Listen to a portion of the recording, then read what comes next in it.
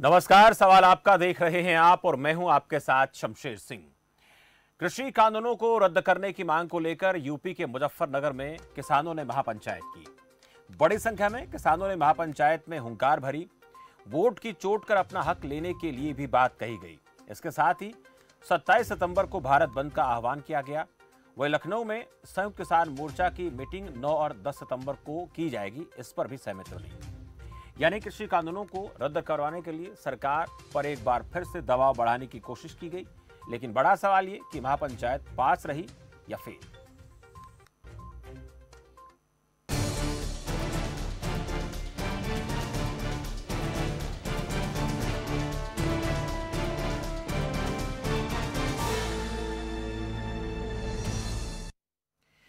मुजफ्फरनगर के जीआईसी मैदान में रविवार को किसान महापंचायत में बड़ी संख्या में किसान जुटे। वह ये दावा किया जा रहा है कि इस महापंचायत में 300 से ज्यादा किसान संगठनों के किसान शामिल हुए। यूपी, पंजाब, हरियाणा और राजस्थान के अलावा कर्नाटक, तमिलनाडु और केरल से भी किसान जत्थे महापंचायत में पहुंचे। किसानों को संबोधित करते हुए राकेश टिकैत ने कहा कि हम शहीद हो जाएंगे लेकिन मोर्चा डटा रहेगा। जब तक कृषि कानून वापस नहीं होंगे हम वापस नहीं जाएंगे। यही मंच से कहा गया। ये महापंचायत पूरे देश में होंगी और इस दौरान कई किसान संगठनों के नेताओं ने संबोधित किया। राजनीतिक दलों के साथ साथ इस महापंचायत पर पूरे देश की निगाहें बनी हुई थी। इस महापंचायत को लेकर कुछ सवालात बनते हैं। उन सवालों पर आज हम चर्चा करने वाले हैं। वो सवाल क्या है, पहले आपको एक एक करके सवाल दिखाते हैं, उसके बाद हम इस चर्चा में आगे बढ़ेंगे। पहला सवाल, महापंचायत कितनी असरदार रही? ये बड़ा सवाल है, सबकी इस पर नजरें टिकी हुई थी। कृषि कानून वापस लेगी क्या सरकार अगर ये महापंचायत का दबाव बढ़ता है तो? विपक्ष की बड़ी सियासी तैयारी नजर आई क्या इस महापंचायत में, जैसे कि आरोप लग रहे हैं। आंदोलन की दिशा किस पर भारी होगी? ये जो किसान आंदोलन है ये किसके लिए घातक हो सकता है, इस पर भी बात हम करेंगे। अगर आपके मन में भी इस महापंचायत को लेकर कुछ सवाल चल रहे हैं तो आप भी इस मंच के जरिए अपनी बात रख सकते हैं। मेरे साथ जो खास मेहमान जुड़ेंगे उनसे आप सवाल पूछ सकते हैं। मेहमानों का परिचय मैं आपसे करा देता हूं। केपी मलिक हैं, वरिष्ठ पत्रकार मेरे साथ। मलिक साहब, बहुत बहुत स्वागत है आपका। और संदीप चौधरी, राजनीतिक विश्लेषक मेरे साथ है। संदीप जी, आपका बहुत बहुत स्वागत है इस खास चर्चा में। मलिक साहब, पहले तो इस महापंचायत के असर को लेकर बात करेंगे। आपकी नजर में कैसी रही महापंचायत? देखिए शमशेर जी, अगर आप देखें इस पंचायत की तैयारियां जो है किसान बहुत पहले से कर रहे थे। और जहाँ पे पंचायत हुई थी मुजफ्फरनगर में, वो किसानों का गढ़ है।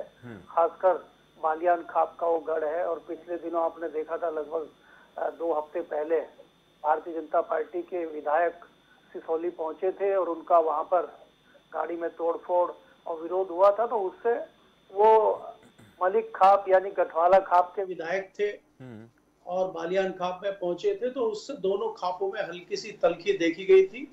लेकिन नरेश टिकैत ने उस चीज को धीरे धीरे नॉर्मल किया, ठीक किया। उसके बाद जो ये पंचायत है उसी का नतीजा है कि दोनों खाप पंचायतों ने बढ़ चढ़ के इसमें हिस्सा लिया और कोई विरोध और कोई इस तरह की चीजें नहीं देखी गई। मेरा मानना ये है कि किसान आंदोलन और किसान महापंचायत बहुत अच्छी रही है। लेकिन हमें ये देखना होगा कि ये वोटों में तब्दील हो पाएगा कि नहीं हो पाएगा। दूसरी चीज ये है कि आज अगर हम इस पंचायत की बात करें तो हमने ये महसूस किया है, देखा है कि इसमें कृषि, किसानी, खेती और दूसरे मुद्दों पे कम बातें हुई हैं। इसमें राजनीतिक बातें ज्यादा हुई हैं। और हमें लगता है कि किसान भी अभी या आंदोलन भी अभी राजनीतिक होता जा रहा है या राजनीतिक तरफ उसने अपना रुख ले लिया है। क्योंकि जाहिर है जो महत्वपूर्ण राज्य है उत्तर प्रदेश, उसमें 5 महीने के बाद चुनाव हैं। तो वहां पे कहीं ना कहीं किसान जो है चाहता है कि सरकार उनकी बात को जिस प्रकार से अनसुना कर रही है, तो हो सकता है कि अगर हम वोट की चोट करें, जैसा कि आपने भी कहा, अगर हम वोट की चोट करें तो सरकार पे दबाव अधिक बनेगा। शमशेर जी, इसमें मैं एक और महत्वपूर्ण बात आपको यहाँ बताना चाहता हूँ कि सरकार भी इस सब चीजों से अनजान नहीं है और सरकार के संज्ञान में भी ये मामला है और काफी दिनों से मामला है। और सरकार ने भी 2 दिन पहले उत्तर प्रदेश सरकार ने गन्ने के रेट बढ़ाने की घोषणा कर दी है कि हम इसमें विचार कर रहे हैं। और मैं लगातार पिछले 1 महीने से कह रहा हूँ कि सरकार जो है चौथे साल बहुत अच्छे रेट बढ़ाने जा रही है गन्ने के, जो किसानों का लगभग 10,000 करोड़ बकाया है ब्याज को अगर हम जोड़ दें, वैसे तो 6,000 करोड़ रुपया अभी बचा हुआ है। तो मुझे पूरी उम्मीद है कि अगले 1 से 2 महीने के अंदर 2.5 से 3,000 करोड़ भुगतान गन्ने का कर दिया जाएगा। इसके अलावा पूरे भारत की सबसे महंगी बिजली उत्तर प्रदेश में है, तो किसानों के लिए बिजली के रेट भी कम किए जाएंगे। तो इस तरह के 3-4 निर्णय भारतीय जनता पार्टी की जो योगी सरकार है वो लेने जा रही है, और कहीं ना कहीं ये तलखी किसानों के साथ इन निर्णयों से कम होगी, मुझे ये भी लगता है, क्योंकि उत्तर प्रदेश का जो किसान है उसका सरोकार इन 3 बिलों से कम और गन्ने से ज्यादा है। बिल्कुल, बहुत अहम बात आपने कही है। संदीप चौधरी जी, मलिक साहब ने कुछ महत्वपूर्ण बिंदुओं पर प्रकाश डालने की कोशिश की है कि महापंचायत तो सफल रही है, लेकिन वोट में कितना कन्वर्ट हो पाएगी, क्योंकि इसमें ये जरूर देखने को मिला कि ये किसानों की मांगों को लेकर कम चर्चा हुई, वोट को लेकर ज़्यादा चर्चा हुई, क्योंकि वोट जो है बड़ा महत्वपूर्ण है इस बार, खासकर उत्तर प्रदेश में भारतीय जनता पार्टी के लिए। और अगर कहीं ना कहीं इसके ऊपर असर पड़ता है तो फिर सरकार गंभीर होकर इस पर सोचेगी। और जैसे कई बातें कही हैं मलिक साहब ने कि कुछ चीज़ें ऐसी हैं जो किसानों के लिए सरकार कर सकती है, तो क्या इस महापंचायत का दबाव बढ़ेगा, या फिर सरकार ने अपनी पहले तैयारी कर ली है, जो चीज़ें किसानों को देनी हो देगी, लेकिन महापंचायतों पर ज़्यादा सरकार का फोकस नहीं रहेगा?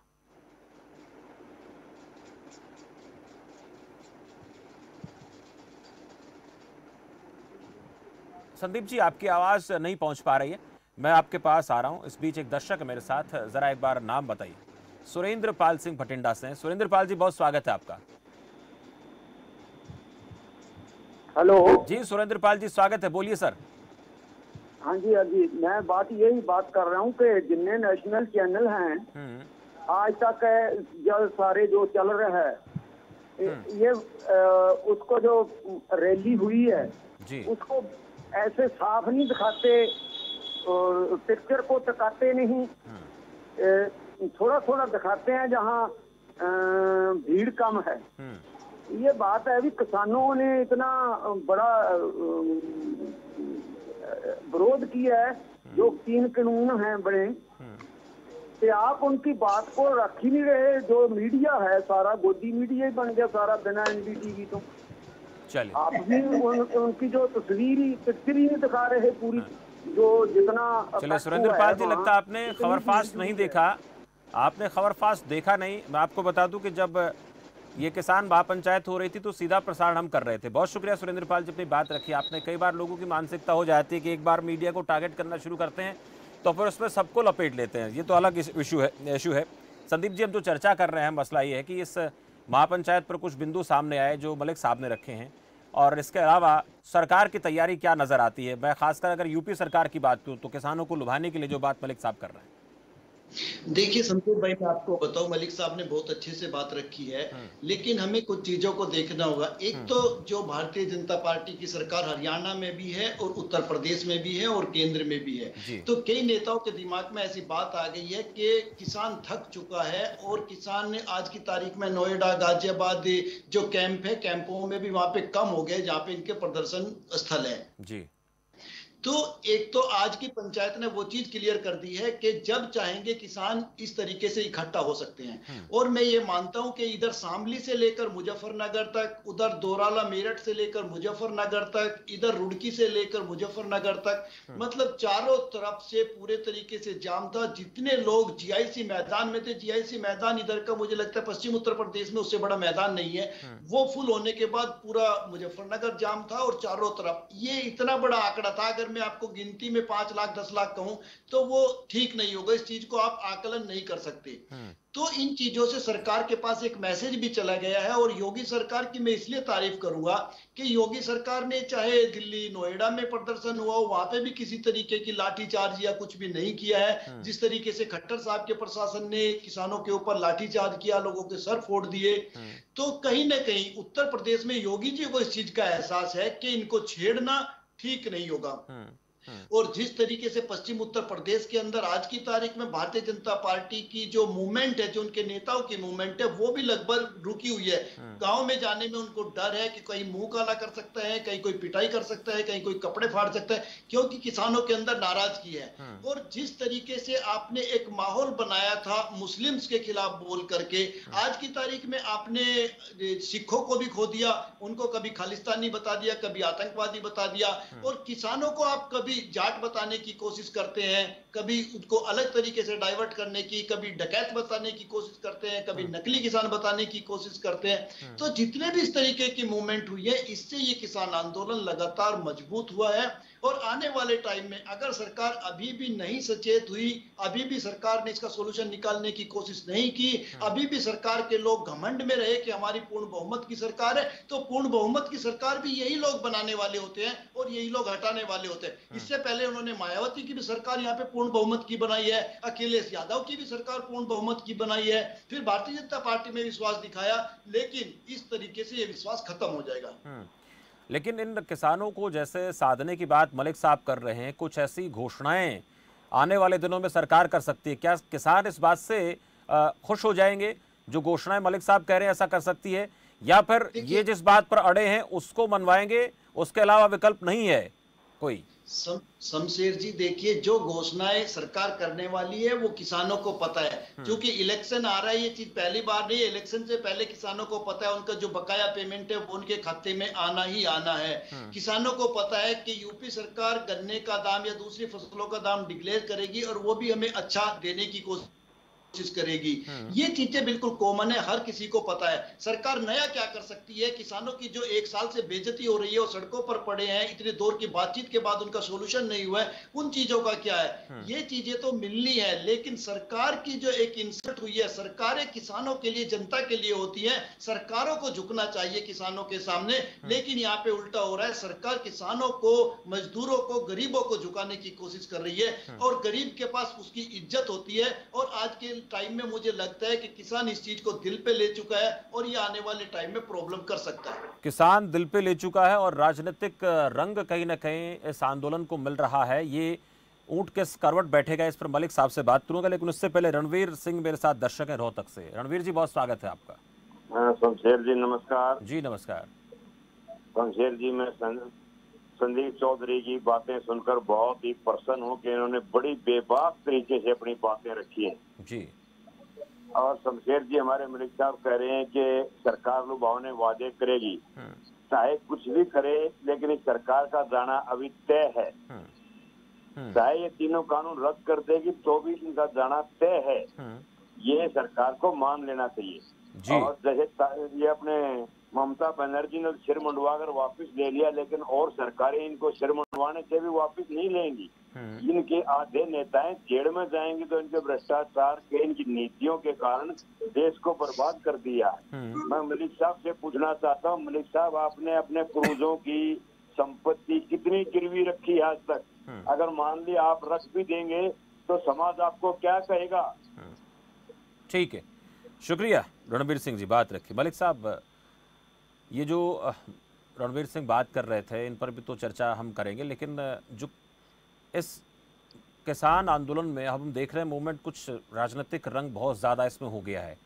अब इसके नफ़े नुकसान की बात भी करना बेहद ज़रूरी है। इसका फ़ायदा विपक्षी पार्टियां लेने की पूरी फिराक में हैं, बैठे बैठाए उनको इसका लाभ मिल रहा है, लेकिन क्या इस प्रकार का जो लाभ है ये लेने देगी सरकार, या फिर जो रणवीर सिंह बात करने के कृषि कानून रद्द कर देगी सरकार तो भी फायदा होने वाला नहीं है?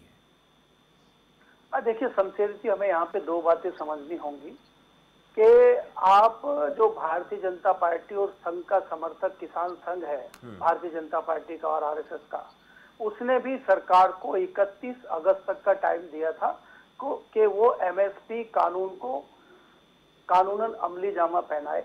31 अगस्त खत्म हो गया है, अब उन्होंने कहा है कि हम 9 सितंबर से आंदोलन करेंगे। तो जाहिर सी बात है कि कहीं न कहीं अगर कोई सरकार से समर्थित किसान संगठन इस तरह की बात कर रहा है तो हमें समझ लेना चाहिए कि सरकार कुछ न कुछ करने के मूड में है। तो इससे ये चीज निकल के आती है कि केंद्र सरकार भी कोई बहुत एक डिसीजन किसानों के पक्ष में लेने जा रही है, और जहां पे अगर एमएसपी को कानूनी अमली जामा पहनाया जाता है तो आधी किसानों की मांग मान ली जाएंगी। 3 कृषि कानून जो है सरकार उनको वापस ना लेके अगर उनमें कुछ बदलाव कर देती है तो उससे भी आधे किसानों के दिमाग में आएगा चलो कुछ तो मिला। दूसरी बात हमें यहाँ पे ये मानना होगा, जैसे आप उत्तर प्रदेश की बात कर रहे हैं कि विपक्षी दल इसका फायदा लेने की फिराक में है, लेकिन विपक्षी दलों की ताकत अगर हम देखें भारतीय जनता पार्टी के सामने वो बहुत कमजोर है। और दूसरा क्या है कि विपक्षी दल अगर हम वेस्ट बंगाल की तर्ज पे उत्तर प्रदेश को नहीं देख सकते। उत्तर प्रदेश में राष्ट्रीय लोकदल आज उस स्थिति में नहीं है कि वो तमाम वेस्टर्न यूपी में सारी सीटें जीत जाएगा। वहां पे वोटों का ध्रुवीकरण होगा। भारतीय जनता पार्टी जो है लुभावने वायदे करेगी और भारतीय जनता पार्टी का इलेक्शन लड़ने का जो तरीका है वो सभी जानते हैं, उसमें मुझे बताने की आवश्यकता नहीं है कि भारतीय जनता पार्टी किस प्रकार से चुनाव को इवेंट बनाती है। और उसमें क्या होगा कि मायावती अलग लड़ेगी, कांग्रेस अलग लड़ेगी, अखिलेश अलग लड़ेंगे, तो ये वोटों का बंटवारा जिस प्रकार से होगा तो उसका फायदा सीधा सीधा भारतीय जनता पार्टी को मिलेगा। और मैं इस बात को फिर दोहराता हूं कि रैली बहुत अच्छी हुई है। जैसे कि संदीप जी ने भी कहा कि जितना वो 17 बीघे का मैदान है जीआईसी का, उस 17 बीघे का मैदान खचाखच भरा हुआ था और उसके बाहर भी लगभग इतने ही लोग बाहर थे। उसके बावजूद मैं आपसे कहना चाहता हूं कि किसान भी जातियों में बंटता है। चुनाव के वक्त ये सारे किसान भारतीय जनता पार्टी के विरोध में वोट देंगे, मुझे इस पर संशय है। बिल्कुल इस पर संशय है, ये बड़ी बात आपने कही। योगेंद्र एक दर्शक मेरे साथ है हरियाणा से। योगेंद्र जी स्वागत है आपका। हेलो सर जी योगेंद्र जी स्वागत है, बोलिए। मैं श्याम सिंह बोल रहा हूँ जी। जी श्याम सिंह जी, माफ कीजिए, बोलिए श्याम सिंह जी। हाँ सर, मैं ये कह रहा हूँ, ये तो आप देख लो आज की जो रैली है ना सर, आपने देखा है कि कितनी भीड़ है वहाँ पे। जी बात कर रहे हैं ये आप देख लेना, ये जो आज की रैली है ना जी, ये समझ लोगे होगी,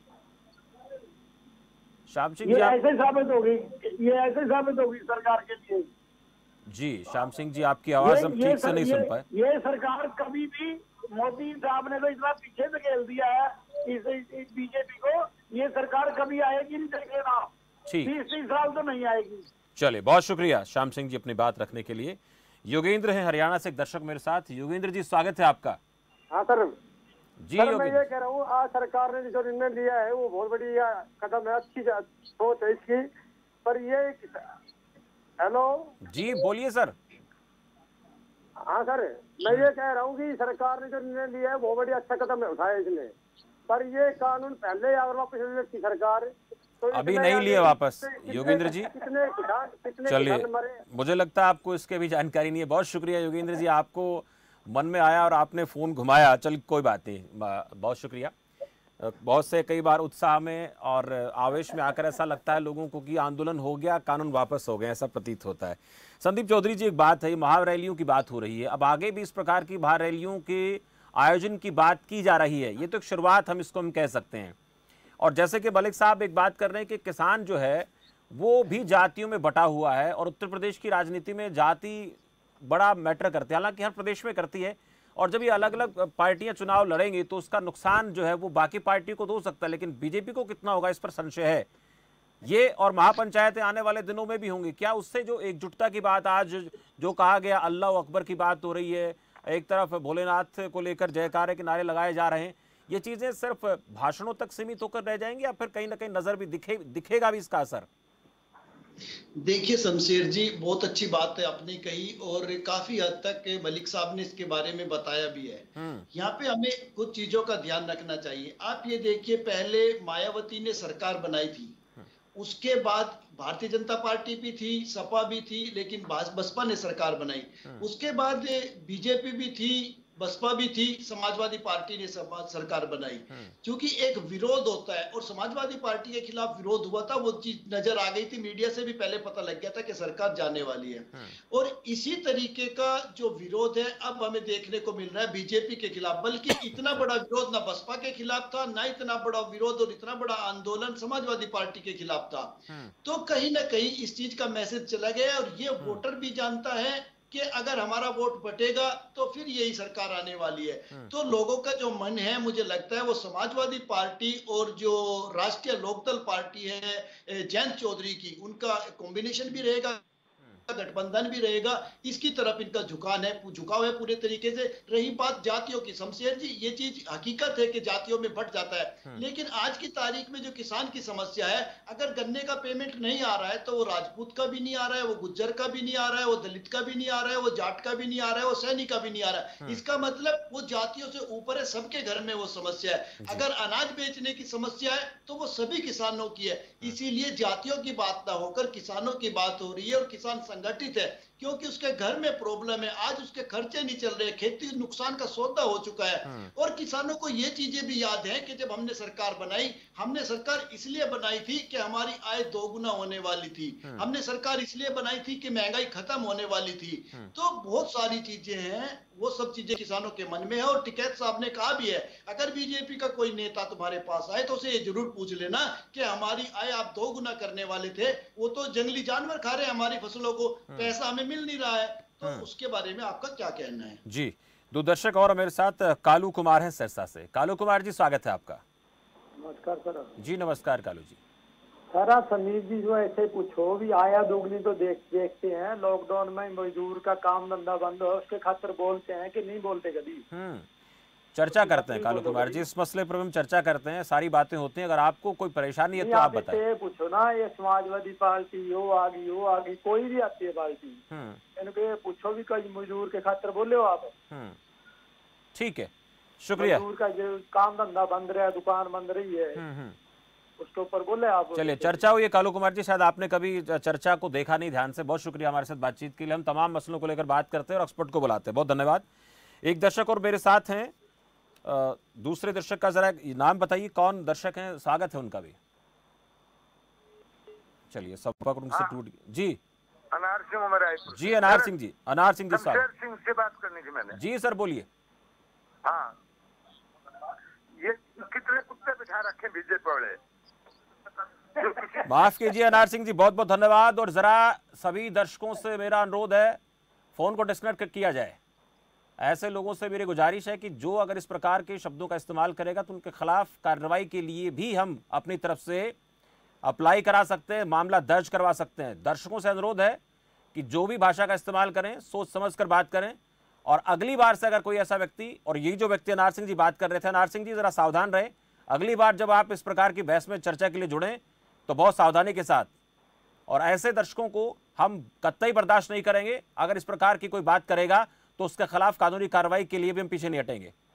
मलिक साहब, एक बात आपसे करना चाहूँगा मैं कि इस तरह की जो प्रतिक्रियाएं सामने आती हैं, लोग भी इस प्रकार की भाषा का इस्तेमाल करते हैं, हालांकि किसी प्रकार से ठीक नहीं है। और लाइव चैनल में अगर कोई इस तरह की बात करता है तो वो वाकई में अपनी मर्यादाओं को लांघ रहा है। ऐसे लोगों के खिलाफ तो कार्रवाई होनी चाहिए। लेकिन ये जो महापंचायतों के आयोजन की बात हो रही है और विपक्ष की आज हम बात कर रहे हैं, लेकिन जो राजनीतिक पार्टियां हैं, जिस तरह से उनकी तरफ से इस आंदोलन को अपनी तरफ फायदा उठाने के लिए जो कोशिश की जा रही है, ये कितना आपको जायज प्रतीत होता है? क्योंकि आप में अगर दम नहीं है, आपकी पार्टी स्ट्रॉन्ग नहीं है, तो आप किसी के कंधे पर इस तरह से बंदूक रख के नहीं चला सकते हैं। देखिए शमशेर जी, यहाँ पे हम दो बात करेंगे। पहली बात तो ये, दर्शक ने जिस प्रकार से फोन किया, कई सारे दर्शक भी बहुत हतोत्साहित और बहुत सारे दिक्कत इस तरह की पत्रकारों के साथ भी है कि कई पत्रकार भी इस तरह की एक तरफा जिस प्रकार से आजकल पत्रकारिता कर रहे हैं, उससे हमारा संस्थान और पत्रकारिता भी बदनाम होती है। उस प्रकार की एक घटना आज मुजफ्फरनगर में भी हुई। एक चैनल की जो वहाँ पे प्रतिनिधि गई थी, उनके साथ भी ये नहीं होना चाहिए, दुर्भाग्यपूर्ण है। इसके लिए हमने लिखा भी है, क्योंकि मैं पत्रकार संगठन का भी महासचिव हूँ, इस नाते भी मैं ये कहना चाहता हूँ कि इस प्रकार की चीजें नहीं होनी चाहिए। दूसरी जो शमशेर जी बात आपने कही है, हमें किसान यूनियन, किसान के धरने, किसान आंदोलन के इतिहास में भी जाना होगा। अगर आप देखें, महेंद्र सिंह टिकैत के बहुत बड़े बड़े आंदोलन हुए हैं, चाहे वो दिल्ली हो, चाहे वो मेरठ हो, चाहे वो शामली हो, चाहे वो लखनऊ हो। लेकिन आपको ये देखना होगा कि वो आंदोलन कभी भी राजनीतिक वोटों में या उन पे राजनीति आंदोलनों में नहीं हुई है। यहाँ पे मैं देखना चाहूंगा कि पहली बार है कि इस प्रकार से किसान जो है राजनीति की बात कर रहे हैं। अब इसका कितना प्रभाव पड़ेगा, कितना ध्रुवीकरण होगा, इसके लिए हमें इंतजार करना पड़ेगा। क्योंकि मुझे ऐसा अनुभव आता है कि जितने दिन भी हमने आंदोलन कवर किए हैं, टिकैत महेंद्र सिंह टिकैत का तो सीधा सीधा फॉर्मूला था। वो तो कहते थे हमारा संगठन है, राजनीतिक है और हमें तो सरकारों के साथ ही लड़ाई लड़नी है, चाहे वो किसी भी पार्टी की सरकार हो। अगर आप यहाँ जैसे कि अभी संदीप जी ने भी बात की है कि जैसे समाजवादी पार्टी की सरकार थी इससे पहले, तो समाजवादी पार्टी की सरकार ने भी पहले साल गन्ने का रेट बढ़ाया था और अंतिम वर्ष 2017 में रेट बढ़ाया था। उन्होंने भी 3 साल रेट तो किसान का बढ़ाया नहीं है। दूसरी जो प्रॉब्लम गन्ना किसान को होती है, शुगर मिलें पेमेंट नहीं करती है, वो चीजें उस सरकार में भी हुई है। क्या जो दूसरी पार्टी की सरकारें हैं, क्या जो दूसरे राजनीतिक दल हैं, वो कहते हैं कि हमारी सरकार बनेगी तो हम जो है किसानों के हक में वो चीज करेंगे? मुझे नहीं लगता किसी राजनीतिक दल के नेता ने किसानों से वायदा किया हो तो हमारी सरकार आएगी हम किसान के लिए करेंगे।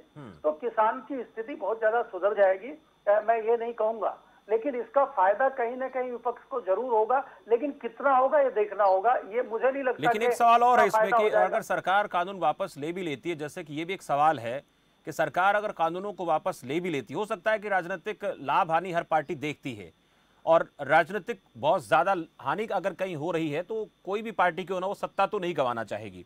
लेकिन जैसे कि बात पे निकल कर आ रही है कि गले की फांस भी कहीं ना कहीं बन चुका है कि लेना भी मुश्किल है, वो उगला भी ना जाए निगला भी ना जाए, ऐसी स्थिति बनी हुई है।